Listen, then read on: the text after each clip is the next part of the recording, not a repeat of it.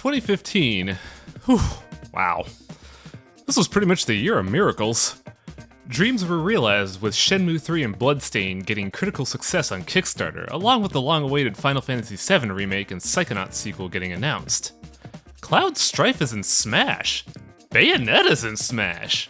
The Witcher 3 and Metal Gear Solid 5 marked the end of some legendary series, receiving positive scores across the board and mostly positive fan reception on release. Hell, even Vanillaware threw their hat into the ring with power play announcements for both a mecha game and Odin Sphere remakes being planned. The indie scene for 2015 was also pretty great. The beginning of the year saw the release of Hotline Miami 2 with generally positive responses. Summer season saw a spike in the Metroidvania genre with the release of Axiom Verge, Environmental Station Alpha, and Ori and the Blind Forest all having slam dunk releases for brand new IPs.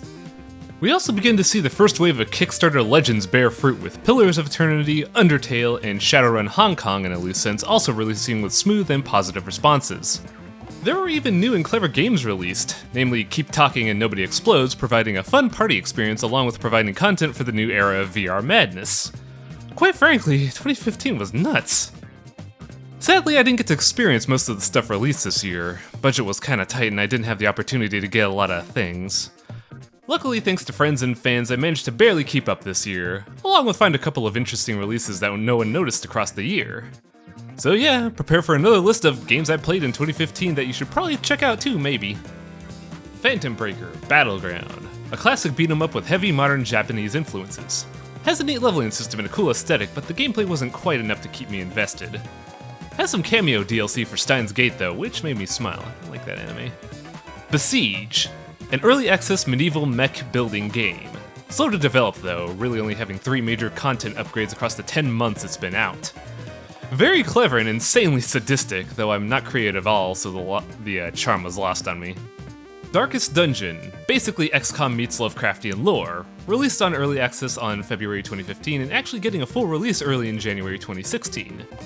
This game was my jam for a good while. It has a great mix of classic adventure RPG designed with more modern conveniences to make the gameplay fun to experiment with, yet still insanely punishing with its difficulty. Definitely a must-buy in my eye.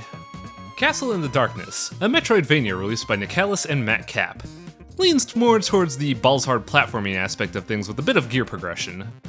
Platforming is lightning fast and really fun, but man, the boss fights are just an absolute drag with how long they take. At $6 though, I could still recommend it for a fun time. Hotline Miami 2. The legend's back with more clarification to the story, more sick jams, and a new cast of fuck-ups and assholes.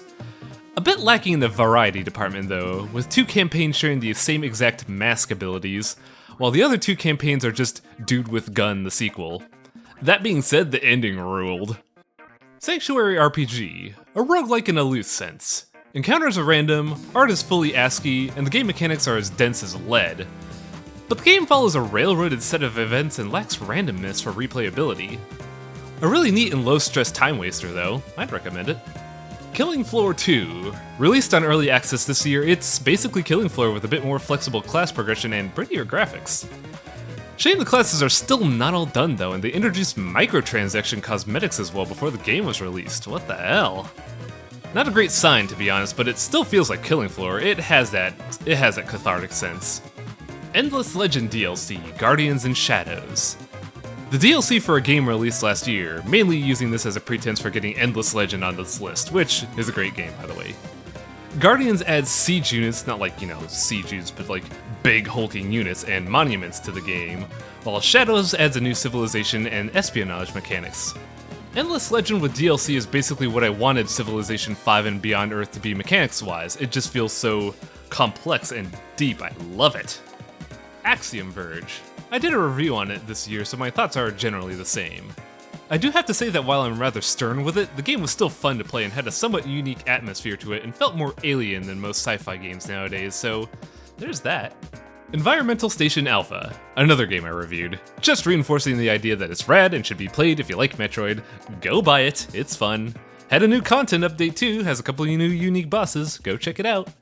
Ori and the Blind Forest, I reviewed this too, yes it's good. I'm still impressed with how it's both a visual marvel and also mechanically smooth and solid. It was just a blast to play. Odalis, The Dark Call. A lot of good indie games I reviewed this year. This one went way under the radar and is a really good pseudo-Castlevania 3 with a not Berserk atmosphere. The developers really like Berserk in anime, and you could tell with their games. City Skylines. This is what I wish the recent SimCity should have been. It's a pseudo-grid-based city builder that offers a wealth of freedom for making whatever filthy industrial dystopia that your black heart desires. Shadowrun Hong Kong. Harebrained Scheme really nailed it with this new installment for the Shadowrun series. Great location and world building, a fantastic cast, vastly improved mechanics, and that good old cyberpunk goodness really kept me locked into this game. It's pretty good out of 10, go buy it. Sniper Elite Nazi Zombie Army 3. The finale of the Nazi Zombie Army trilogy with the 2 other games all in a new game engine, actually. It's Left 4 Dead but in World War II Nazi zombie Germany. Really cathartic gameplay, but the pseudo-stealth style of the Sniper Elite series doesn't really fit the horde survival game model. I had a lot of fun shooting Super Hitler though. Lisa the Joyful. DLC for the cult classic Lisa the Painful, released at the tail end of 2014. Been meaning to properly review this, but I lost track of time. Story-wise, it covers a lot of the questions brought up by the end of the main game, though I really did not like Buddy's character development. It's really irritating. Gameplay-wise, it's still roughly the same, but you sacrifice the 30-plus characters from the cast of the main game for just 2, which felt really underwhelming, honestly. Exile's End. It's specifically not Metroidvania, but it's a Metroidvania. It had a really strong and interesting start, but the game really loses steam about 30% through the game, and you never really feel like you resolved anything at the end. I like the cutscenes and the general aesthetic, though. Robot Roller Derby Disco Dodgeball. Bit of a mouthful, but a really fun dodgeball game. A wealth of game modes alongside some good music and eye-melting color really make it fun with a couple friends. Undertale. Yep. Metal Gear Solid 5, The Phantom Pain. Mechanic-wise, it was probably the best Metal Gear game I've played ever. In terms of world building though and story, it fell heinously short. Sad really, since it's one of the few AAA games I played this year. Sunless Sea. A really neat survival adventure game based on the Sunken London browser game and Mythos. A pseudo-roguelike, though once you realize how all the stories work out, you could eventually brute force every encounter. The meat of the gameplay is also rather slow, with boat upgrades barely expediting things but in no real noticeable way. Hooked me for a good while though, it's a really cool and unique experience. Dropsy, a game I never actually played myself, but I saw a whole bunch of people stream it, and I bought it after seeing a bunch of people stream it. It's a really neat adventure game about a creepy clown, but with a good heart.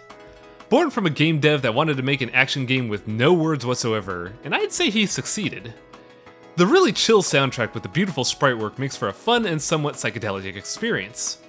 Keep talking and nobody explodes. A fun party game that's basically the bomb disarming scene in every action movie ever. One player handles the bomb and the other people tell him what to do.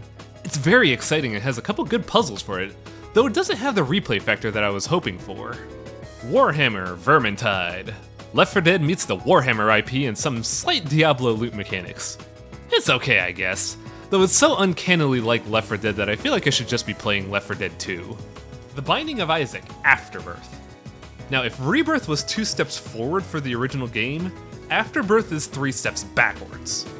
More new upgrades show the issues with power creep in the game, making old items completely worthless. Rooms are designed with an antagonistic logic in mind, oftentimes blocking power-ups with spikes, and the developer hid content behind an ARG that he actively had to tell people how to access. Greed mode is fun at least, and the loss is now actually viable if you grind forever. Okay, maybe it's not viable. Don't Starve, Shipwrecked. DLC for the core game in early access. Really though, it feels like a whole new experience, with new buildings and gear changing up the survival logic, along with a new world spawn and weather effects that make survival much harder. Totally worth buying despite being in early access. It's rock solid code-wise and they're just working on balancing all the new stuff before, calling it official DLC. Nuclear Throne, a twin-stick shooter that just got out of early access after roughly 4 years of development. Pretty good game, it's great for just picking up and playing for a while if you ever have downtime.